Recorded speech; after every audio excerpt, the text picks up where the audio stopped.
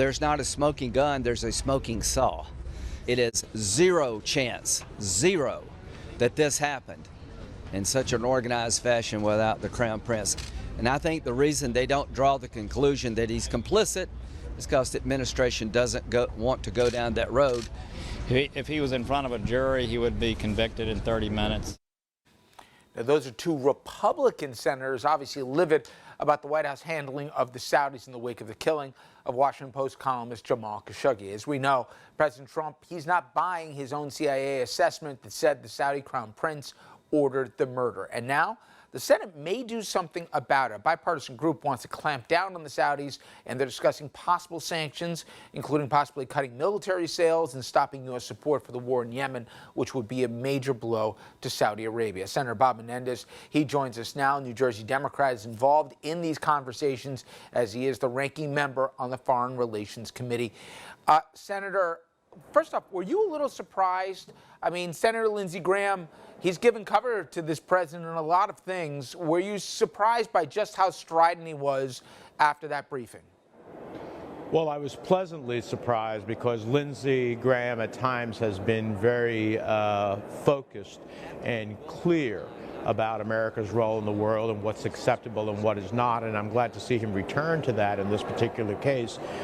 He was clear and unequivocal in his own assessment, an assessment that I share with him, and I hope that we can now harness that into action, because this is not a whodunit. We know who did it.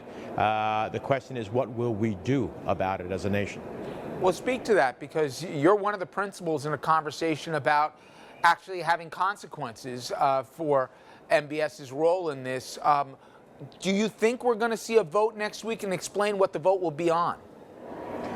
Well, there's competing issues. Right now, there is a resolution by Senators Sanders and Lee that speaks under the War Powers Act to eliminate any U.S.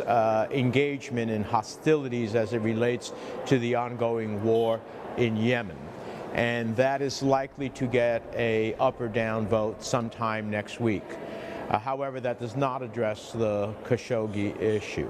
I have been advocating with my colleagues on a bipartisan basis that the Menendez, Graham, Young, Shaheen, and others legislation, the Saudi Arabia Accountability and Yemen Act, is really a legislation that would have a meaningful consequence to try to end the war in Yemen and to have a strong national response to the killing of Jamal Khashoggi.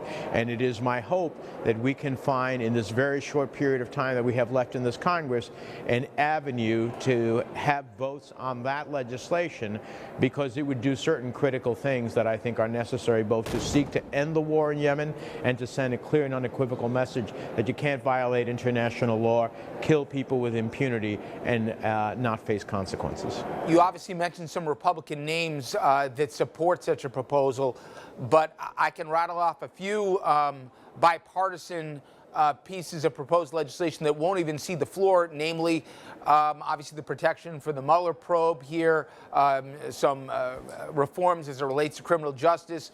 Mitch McConnell won't let him come up for a vote. Do you have any reason to believe he'd let this come up for a vote?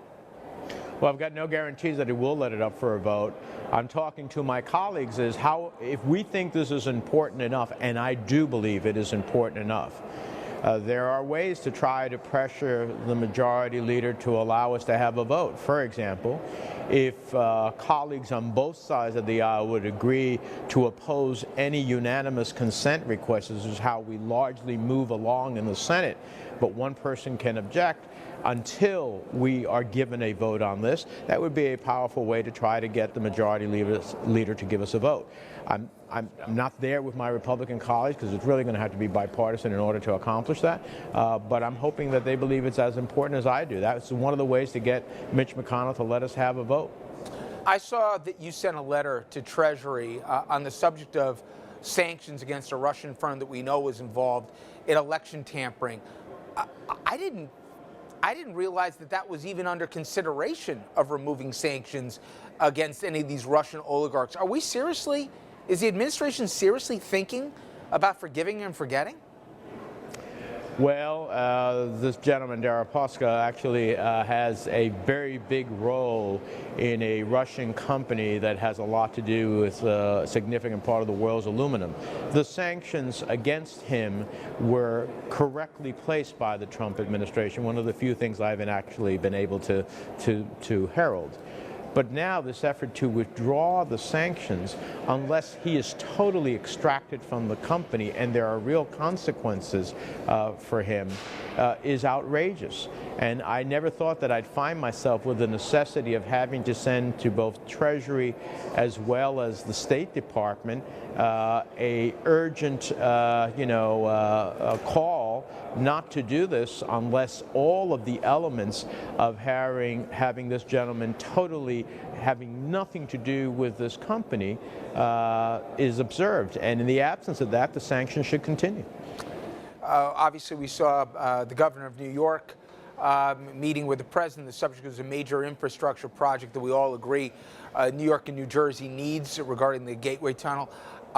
And the president also threatening to shut down the government if he doesn't get his wall, or at least paid for in part. If there's a quid pro quo that you get the project in this major rail project of huge significance to your state and your neighbor, but there's an attachment that I got to get my money for the wall, how do you make that navigation? I mean, you guys in the past were willing to hold your nose and give him some funding for it, but he wouldn't take yes for an answer. Is money on the table once again? I mean, I did think Mexico was paying for it. Well, the reality is that if there's a shutdown of the government, it'll be all because of President Trump and the Republicans. This is the president driving the politics of what he considers to be his base, creating fear about immigration. But it shouldn't be, number one, a reason to shut down the government. And secondly, there should be no connection to a project of national significance, the Gateway Project.